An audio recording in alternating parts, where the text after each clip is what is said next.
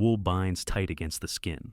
It is first-century Rome, and the sun is setting on a girl's final day as a daughter. She stands motionless while older women strip away her childhood tunic, replacing it with the tunica recta, a garment woven for this single terminal night. Roman brides were forced to endure rituals on their wedding night that look less like celebration and more like capture. A torch of white thorn wood, the spina alba, crackles in the corner, casting long, erratic shadows. This flame is your guide. It burns to purify, but also to consume. Tonight, she passes from the protection of her father to the absolute legal dominion of a stranger. Her name, her debts, her very body are about to be legally erased and rewritten in a ledger she cannot read. Why did the state demand such total submission under the guise of union? And what irreversible piece of herself must she surrender before the torch burns out? The threshold is not a crossing, but a sentence. If you enjoy these dark histories, leave a like and subscribe and comment below where you're listening from. And now, back to the story. The sun fails, and the pretense of a family gathering dissolves. The legal transfer requires a show of force. The groom does not ask for her hand, he stages a raid. In a ritual known as raptio, he physically tears the bride from her mother's arms. It is a choreographed assault, a mimicry of the rape of the Sabine women, cemented into custom to remind the girl that she is a spoil of conquest, not a partner. She is dragged across the threshold of her father's house, her feet leaving the floor, suspended in a liminal space between protection and property. The street becomes a gauntlet. A procession forms, not of solemn priests, but of a shouting, drunken mob. They carry the white thorn torch, the smoke thick and stinging in the cooling air. The crowd chants fecundine verses, crude, sexually explicit songs shouted into the bride's face. The obscenity is mandatory. The Romans believed these insults diverted the evil eye, but for the girl behind the saffron veil, the noise acts as a sensory cage. She is isolated within the clamor, her name drowned out by the rhythmic shouting of strangers detailing what awaits her in the marriage bed. Laughter is the most effective muzzle for terror. Walnuts rattle against the cobblestones. The groom throws them to the street urchins, a symbolic discarding of childish things. The bride watches her past scatter in the gutter, cracked under the sandals of the mob. She is being moved like high-value cargo, a ledger entry in transit. She clutches the distaff and spindle, tools of her future labor, holding them like weapons she knows she cannot use. This is the quiet resistance, a refusal to weep, a tightening of the jaw behind the flammeum. They reach the groom's door. It is draped in wool and anointed with animal fat, wolf or pig grease. Here, the mercy is offered. The groom presents her with fire and water. They are the essentials of survival, the very sustainers of life. It seems a kindness, but the price is total. To accept the fire and water is to accept the manus, the absolute legal authority of the husband. She takes the torch. The trap snaps shut. Survival requires accepting the hand that holds the key. The heavy door bars the world outside, cutting off the lewd songs of the procession. The silence that follows is not peaceful. It is pressurized. Inside the thalamus, the nuptial chamber, the air smells of burning wax and old stone. The bride stands by the marriage bed, which is not a place of rest, but an altar. The lectus genialis has been prepared by women who have only known one duty, the production of citizens. The groom approaches to untie the nodus herculeanus, the intricate knot of wool binding her tunic. It is said that Hercules had 70 children. The knot invokes his virility. The groom's fingers fumble with the wool. This is the first test. If he struggles, it is a bad omen. If he cuts it, it is a curse. She must stand perfectly still, a statue in the flickering light. To flinch is to reject the fortune of the house. She does not move, but the true trial lies in the corner of the room, distinct from the bed. Ancient accounts and later critics like Augustine speak of a darker requirement, a ritual intended to avert the danger of the first union. A small stone idol sits in the shadows, the mutunus tutunus. It is a phallic deity, crude and unyielding. The custom requires the bride to interact with this cold stone first, a symbolic offering of her virginity to the gods before the husband can claim his rights. It is a humiliation designed to strip away the sanctity of the individual body. The gods take their share before the man takes his. She steps toward the stone, Her hand rises, hovering for a second over the cold surface, the only hesitation she allows herself. The room feels airless.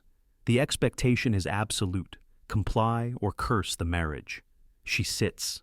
The contact is brief, cold, and utterly devoid of humanity. This is the resolution of the why. The Roman state did not care for her modesty or her fear. The price of becoming a matrona was the admission that her fertility belonged to the spirits and the Senate, not to herself. She is not a partner. She is a vessel being consecrated for use. "I am the vessel," she whispers, a refusal to be the victim. In that moment of cold contact, the meaning inverts. What was meant to break her spirit, the crude exposure to the idol, becomes her armor. She has satisfied the gods. She has endured the stone. The man behind her, flesh and blood, is now secondary to the ritual she has completed. Her silence is no longer submission. It is the discipline of a woman who has survived the divine extraction. She turns to her husband, her face composed, her eyes dry. She has paid the toll to the unseen world. The stone does not weep, and neither does she. Dawn breaks gray and silent over the Palatine. The Spina Alba torch, so bright and terrifying in the procession, now lies extinguished near the threshold. The ash is cold against the intricate mosaic floor. The girl, no, the matrona, does not weep. She kneels, not to pray, but to collect the charred remains of the whitethorn wood. This is the hidden truth of the ritual. The torch that lit her path to captivity is not garbage. It is now a talisman. Roman custom dictates that the remnants of the wedding torch ensure long life, not for the husband, but for her influence within these walls. She rises and moves to the atrium. The house is still. She approaches the household shrine, the lararium. Yesterday she was a stranger here, an intruder dragged in by force to satisfy a ledger. Today she is the high priestess of this domestic temple. She places a small offering of the torch's ash before the painted snakes and clay figures of the ancestors. The lock turns only from the inside. Archaeologists excavating female burials across the empire often find a specific item attached to the belt, corroded by centuries of damp earth: a set of heavy iron keys. This is the contradiction. Act 1 suggested a total erasure of identity, a woman reduced to chattel, but the excavation records imply a different, sharper exchange. In the morning light, the husband performs the final act of the ceremony. He hands her the clavis, the keys to the storerooms, the pantry, and the wine cellar. He manages the public forum of Rome. She now holds the throat of its biological engine. She weighs the iron in her hand. It is heavy, cold, and absolute. The raptio enacted at the door was a theater of transition, a necessary trauma to sever her allegiance to her father so she could command the sons of her husband. She has not been erased, she has been transmuted. She walks to the heavy front door, the same one she was carried through while the mob shouted obscenities. She does not open it to flee.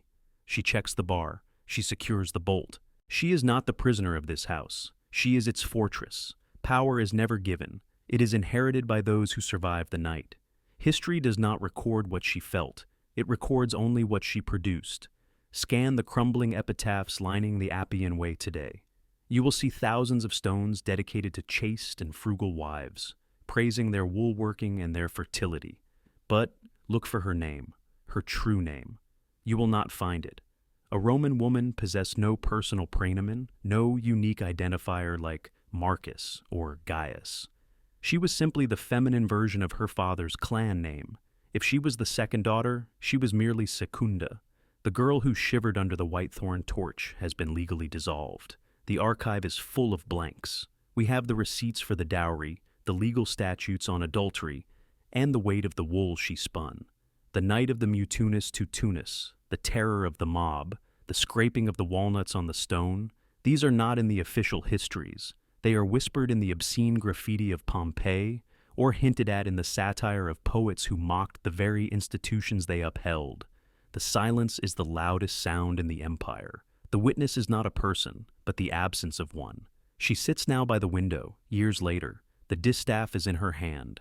The rhythm of the spindle is hypnotic. She pulls the raw wool, twisting it into a thread that is strong, uniform, and binding. She is weaving a tunica recta, not for herself, but for the small girl playing at her feet. The cycle demands a new recruit.